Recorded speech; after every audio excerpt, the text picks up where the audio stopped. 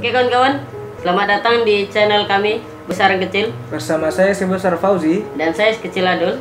Di sesi ngulik kisah kali ini kita akan membawakan tentang sebuah presenter Dul. Dia ini memburu sebuah rating untuk kerjaannya.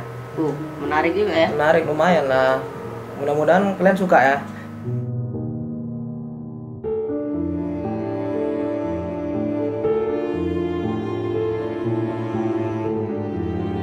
Sebelum lanjut kita ke kisah ini, ada baiknya kalian subscribe dulu, kalian share ke alam-alam sana ya kan, alam semesta, jin semua, bapak-bapak kalian, mama kalian, keluarga kalian, uyut kalian lah ya kan. Suka-suka kalian. Suka-suka kalian supaya channel ini bisa berkembang biak dengan baik. Langsung ke biografinya. Wele Souza, ia lahir pada tanggal 12 Agustus 1958. Ia seorang presenter sekaligus politisi televisi di Brazil.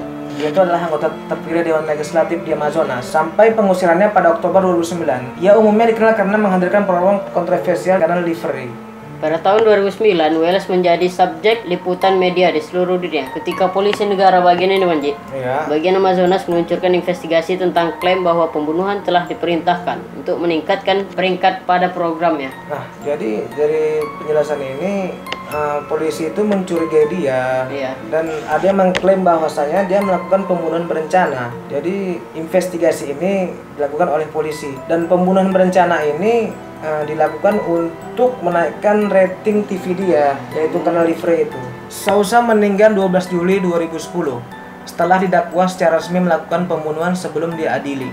Jadi sebelum dia diadili, dia shock lah gitu kan, jadi dia kena serangan jantung, meninggal serangan jantung, tapi dia nggak bisa bahas serangannya dong ya, jadi meninggal di situ ya kan. Bisa. Dan dua tersangka sekutunya, dia rupanya punya sekutu, dinyatakan tidak bersalah karena mungkin nggak cukup bukti juga dari hakim kan, jadi dinyatakan tidak bersalah. Dan tetapi dari sekutu 4 orang ini ada satu anaknya, putra Souza yang bernama Rafael, dihukum 9 tahun karena pembunuhan. Oh, jadi berempat deh ya? Berempat, jadi diajaknya. Yang dua ini nggak cukup bukti gitu? Dua ini ya, di satu anaknya. Jadi yang anaknya sebenarnya itu ngadu mamanya aja. Aku bunuh. Jadi didakwa ada 9 tahun penjara di situ. Karena kasus pembunuhannya ya? Iya. Jadi Souza ini lahir di Manaus, Amazonas. Dia itu memperoleh gelar di salah satu universitas di College of Business São Luís, Gonzaga, The State College Basilio Machado. Apa tali namanya? Iya, apa bahasa Brazil pesisir ya kan? Brazil pesisir, iya, mengapu-ngapu. Iya, jadi kampusnya itu ya kayak di kampus di Medan juga, kayak UNSU gitu. Tapi pinggiran ya? Pinggiran, pesisir. Iya. Yang penting kampus itu kan banyak ayamnya juga itu. Banyak ayam ya, bukan ular-ular ya. Bukan. Banyak kali ular ya. Yang penting dari kampus itu ayam. Souza itu juga menghadiri pusat studi perilaku manusia dan universitas di Newton Nims. Ia menikah dan memiliki 4 anak. Empat anak ya, satu yang terlibat. 3 masuk pesantren, satu nggak beres bunuh bapaknya itu. Bukan dibunuh Wanji, dia diikuti bapaknya. Iya, Joey. Pada tahun 1979 Dul, Souza ini menjadi seorang perwira polisi, tetapi dipecat setelah ia ditangkap karena penipuan pensiun dan pencurian bensin pada tahun 1987. Walah. Jadi pas dia ngisi dicuri ya? Iya, ngisi minyak, ngisi BU, nembak coy. Digas aja mobilnya. Digas. Itulah. Jadi Welles Souza nih Wanji, dia punya 2 karir sekaligus, karir politik dan karir penyiaran ya kan. Pertama kali pada tahun 98 dia Wanji, dia diangkat oleh Partai Liberal ya. Menjadi dewan. Kemudian dia ngambil kepemimpinan Partai Kristen Sosial. Iya. Setelah itu dia terpilih menjadi anggota Dewan Legislatif Amazonas pada tahun 2000 dan terpilih lagi karena sogokannya keras ya kan. Masuk bagus ya. Dari pada tahun 2000 dia naik lagi. Pada tahun ketiga tahun 2003 disogoknya untuk siapa-siapa ya kan. Dia diangkat menjadi parlemen. Polis itu terancam ya kan karena ya telah dikeluarkan oleh majelis pada tahun 2009 ya. Karena pada tahun 2009 dia kan didakwa membunuh pembunuhan berencana. Jadi setelah dia dipecat dari ini tadi Wanji, dari kepolisian pada tahun 87 ya kan, ia mulai menghadirkan kanal Livery ini Wanji pada tahun 89 ya kan. Berarti dulu Jadi pekerjaannya merangkap dulu gitu. Enggak, setelah dia dari kepolisian, dia dipecat karena ambil bensin itu. Bensin. Sekarang dia mulai menghadirkan kanal liver ini, masuk TV. Jadi program ini gambarkan sebagai jurnalisme investigatif yang ditujukan untuk memerangi kejahatan dan ketidakadilan sosial. Ya. Tujuan TV ini untuk memerangi kejahatan. Iya. Tapi padahal dia sendiri di balik itu semua membunuh orang. Gak ada otaknya. Ini dijalankannya sampai 2008 Bang Ji. Lama ya. Menariknya karena audiens yang besar ini, program ini ditujukan untuk penggerebekan dan tangkapan polisi. Oh, jadi polisi-polisi yang nggak beres melalui program ini siarkan lah gitu kan. Jadi polisi ini ditangkapi di sini gitu. Iya.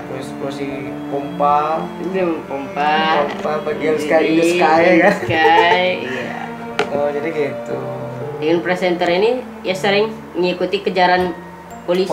Di helikopter. Jadi dia naik helikopter, ya, di helikopter ngerekam. Proses pengejar-kejaran itu kayak GTA. Pernah main GTA Bang Ji? Pernah. Kayak mana mainnya? Takutnya tiba-tiba ya kan di atas dia ambil pistol tembak gila kan. Jadi salah satu pertunjukan paling populer Bang Ji di Manaus, di Brazil sana ya kan. Berarti rating dia tuh tinggi di situ ya. Karena langsung disiarkan di atas helikopter. Iya. Mantap juga ada helikopter gratis coy. Gratis. Kecurigaan muncul karena dia sering kali pertama kali datang ke tempat kerja kejadian kejahatan. Oh, berarti begitu tiba-tiba ada pembunuhan, ya. ada pembunuhan, di calling ya kan? Iya, dia sembunyi di belakang tembok. Tiba-tiba udah di situ dia ngesut ya kan? Ya, telepon ses nggak? Jadi langsung dapat berita di situ dulu. Iya. Langsung saja dia mengumpulkan rekaman gambar pada korban. Iya. Seorang mantan perwira polisi, Moacir George de Costa. Lengket lidah Pak Ji. Iya, George de Costa. Pemain Chelsea coy. Main Chelsea. Nggak betul Chelsea. Cek.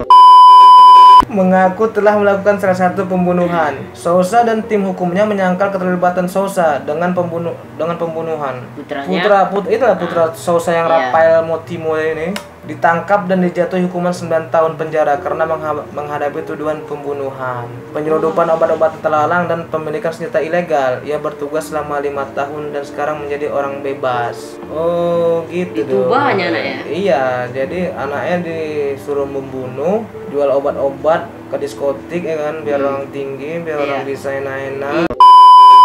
Setelah polisi melakukan investigasi dulu.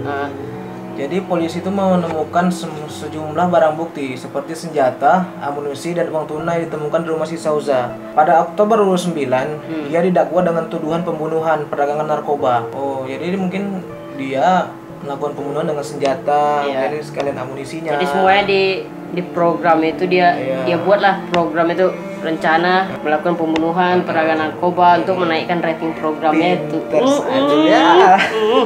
Kadang-kadang Manji. Dan pada saat 2009 Majelis Negara Bagian mengeluarkan surat perintah penangkapan dikeluarkannya Sousa, dan Sousa menghilang cari oleh 60 sipil dan polisi federal di Brazil, dan beberapa bagian jalan dulu diblok untuk menangkapnya agar dia tidak keluar dari kota. Udah kayak Eng dia menghilang ya. Iya, itu. Di saat bumi membutuhkannya, Avatar menghilang. Setelah sekian lama polisi melakukan pencarian dan Sousa pun menyerah, gak tahan, mungkin ada tekanan batin ya kan, tersiksa coy, dicari coy, mungkin bini ya kan, sakit dicari ya, dapat jatah sama bini ya kan, udah kayak utang awak dicari-cari. Dan dia pun menyerahkan diri kepada polisi pada 9 Oktober 2009, dan dia pun berulang kali menyangkal bahwasanya tidak melakukan perbuatan tersebut. Saudaranya, wakil wali kota Carlos Sousa, meminta agar ketika dikirim ke penjara ia memiliki selnya sendiri. Oh, jadi dia minta sel pribadi. Aku pikir itulah gunanya ketua dia itu ya. Itulah. Main kali ketuanya tuh, bukan di Medan aja Pak ketua ya. Enggak, di sini kan dia dulu. Ini rupanya saudaranya itu wakil wali kota. Jadi di mana Manji? Di sini tuh. Di sini. Oh, di sini. Ya. Wakil wali kota, dan namanya itu wali kota itu Carlos Sousa juga. Carlos Sousa. Jadi mungkin inilah dari bagian Marcio Sousa. Tunggu dulu dong. Oh, ngelawak jangan gitu. Ada saatnya coy.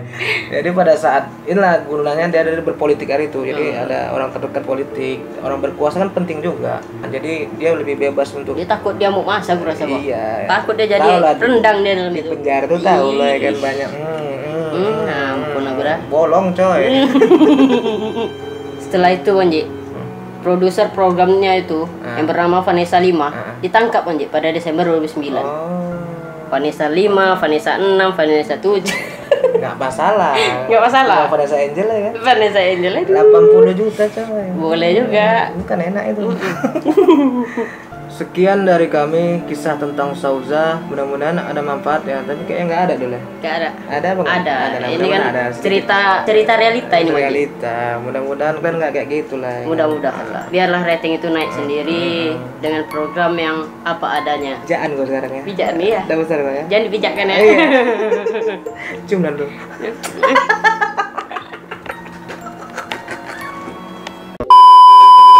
Bagi kalian yang menyukai video ini, mohon di like, kasih jempol kedua sekali ya. Nampak beda Bang ya? Nggak suka, nampak ya. Namanya besar kecil ya kan. Iya besar. Yang nggak suka dislike lah, terserah kalian lah. Yang utama jangan lupa di subscribe, di share, komentarnya di bawah. Mana tahu kalian komentar ada yang bijak mana tahu dan ada maju-maju kali. Sabar sempa. Mana tahu kalian ada cerita-cerita yang mau dibagikan biar kami ceritakan secara bijaksana dan tempo singkat-singkatnya. Bagi kalian yang ingin tahu lebih lanjut tentang cerita ini betul bagus sekali cerita ya. Cuma menyampaikannya agak besar Pak ya. Masih silakan lihat deskripsi di bawah. Oke. Bye.